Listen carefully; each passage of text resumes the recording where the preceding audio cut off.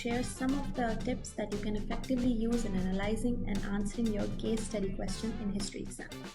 So basically I've divided this into two parts. We are going to talk about analysis first, and then we'll move on to answering the question. Pinpoint the central idea or social issue that the case study explores. Divide the case study into smaller sections to identify the main themes, patterns, and trends. Look at the issue from different perspectives. That can be economic, political, social, or cultural. Apply relevant history concepts to explain the situation. It's very important that you use evidence from case study to support your analysis. You have to read the specific question carefully and answer directly.